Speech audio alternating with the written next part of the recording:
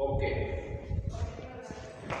Hello बच्चों, कल हमने कक्षा 10 विषय विज्ञान चैप्टर फर्स्ट रासायनिक अभिक्रिया और समीकरण के बारे में पढ़ा था। उसमें हमने उसको पढ़ने से पूर्व भौतिक परिवर्तन और रासायनिक परिवर्तन के बारे में कुछ बताया था।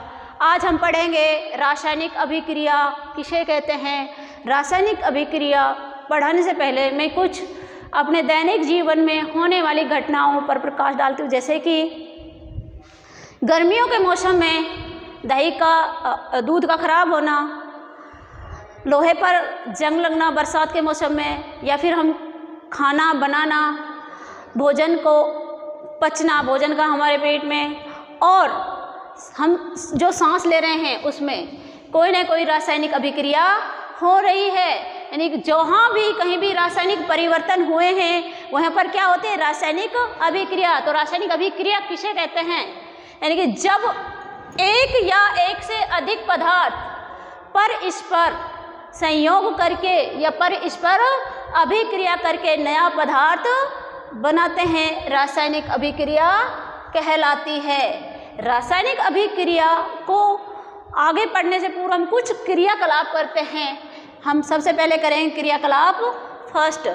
क्रियाकलाप फर्स्ट को हम करते हैं तो बच्चों उसमें क्या करते हैं, सबसे पहले हमें शिक्षक की प्रेजेंस में यह क्रियाकलाप करना चाहिए और आंखों पर चश्मा लगाना चाहिए।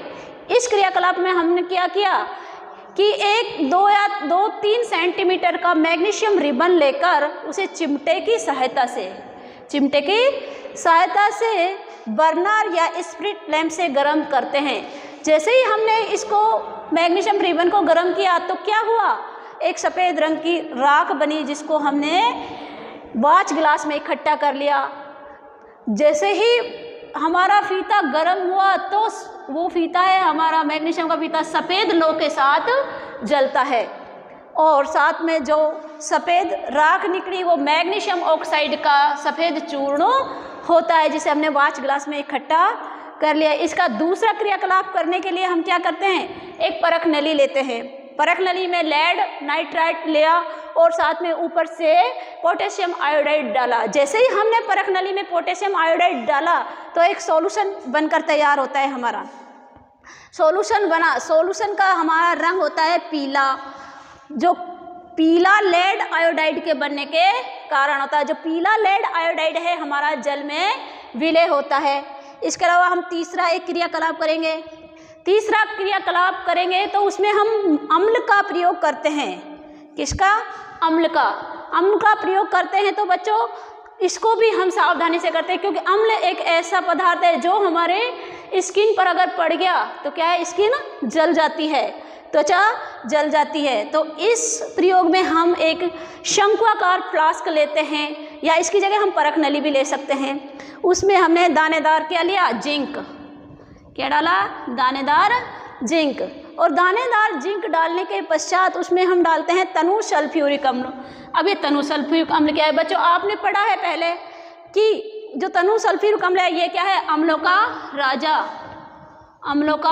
राजा। और इसका जो सूत्र होता है, रासायनिक सूत्र H2SO4 होता है, ये आप पहले से पढ़ते आए हो। जैसे ही हमने फ्लास्क में ये अम्ल डाला तो एक रिएक्शन हुई।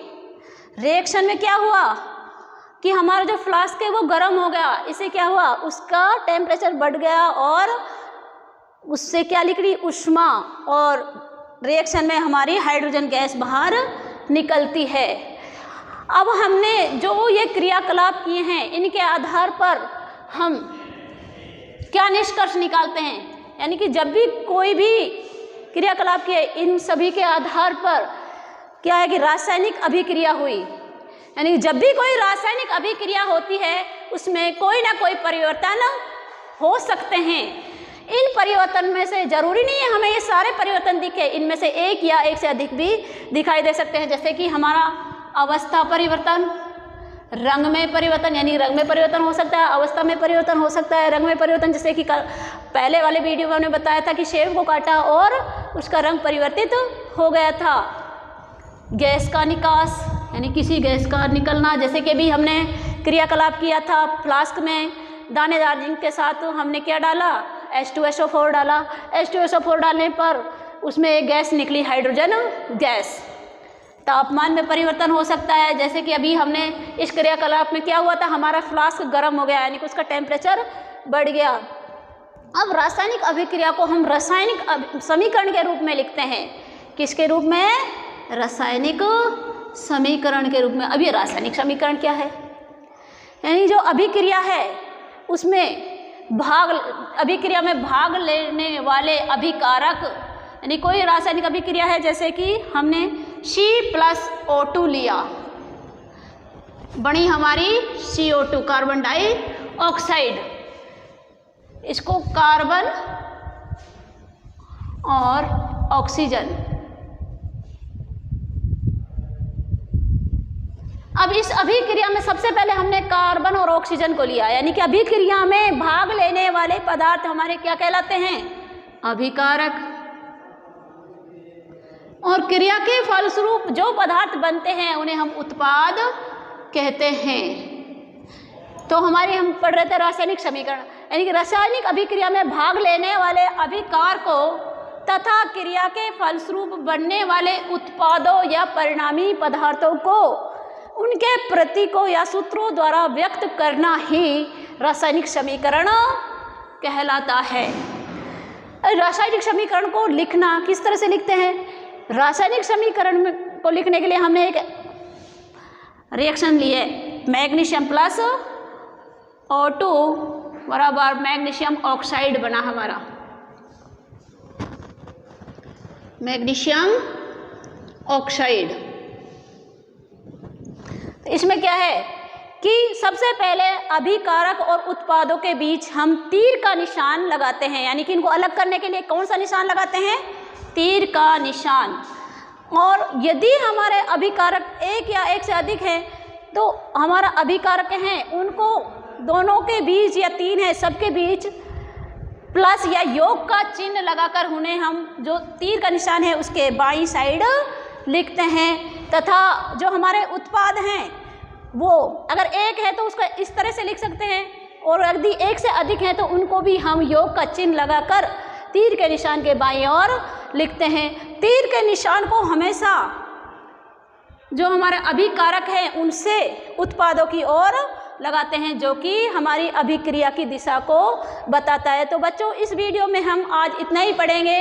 कल पढ़ेंगे कि रासायनिक जो समीकरण है उसको किस तरह से संतुलित किया जाता है। तो थैंक यू बच्चों।